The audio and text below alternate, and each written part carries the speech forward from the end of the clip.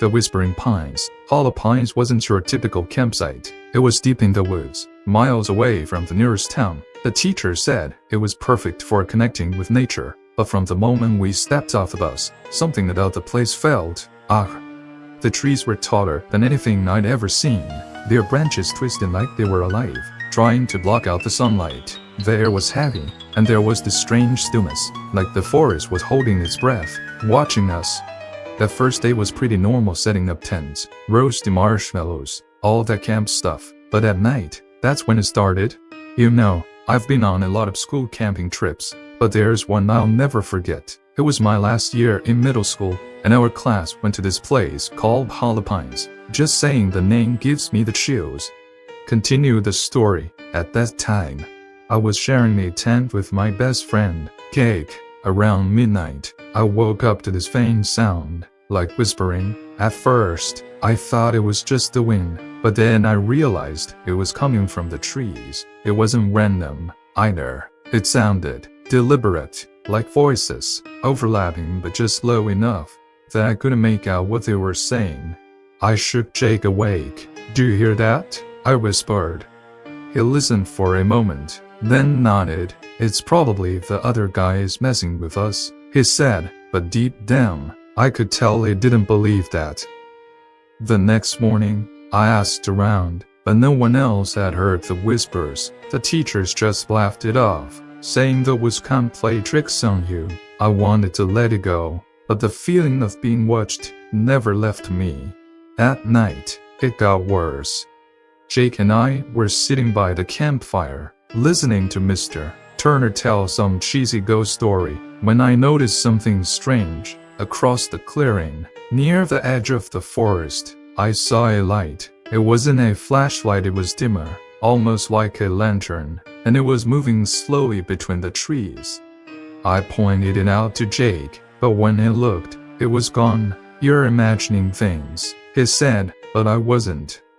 Later that night, as everyone was settling in, I heard the whispers again. This time, they were louder, clearer. It wasn't just random noise, it sounded like my name. Lily.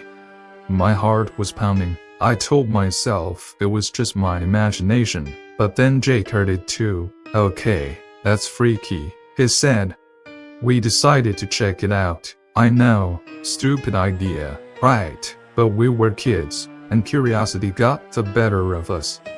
We followed the sound into the woods, using the dim light of Jake's phone to guide us. The whispers led us to this old well, half covered in moss and surrounded by overgrown vines. It looked ancient, like it didn't belong there. And then, everything went silent. No whispers, no wind, nothing. Just silence. Jake leaned over the well, trying to see how deep it was. "Do you think someone's down there?" he asked. Before I could answer, he screamed and stumbled back. I saw a toothless, pale, bony hand reaching up from the darkness, grabbing at the edge of the well. We ran. I don't think I've ever run so fast in my life, but when we got back to the campsite, it was empty. The tents were there, but the people, gone. Jake and I searched everywhere, calling for the teachers, the other students, nothing.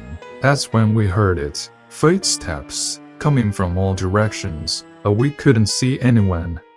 And then, out of the shadows, she appeared.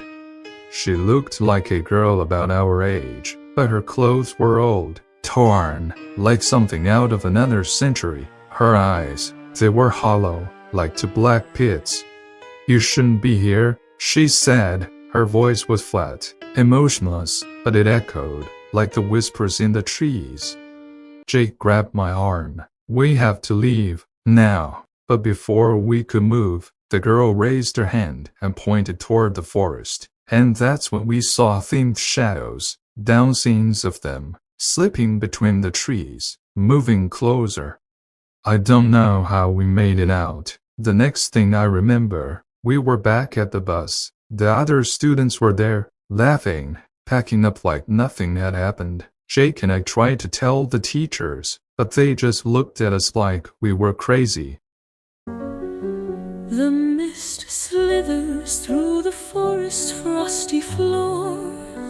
I wasn't here yet, was I? How'd I get? Where was I? The tree's gnarly, ghastly fingers probe my skin. I lived, but for a whim of luck, stuck in milky ways of old forgotten tales of lost my mind.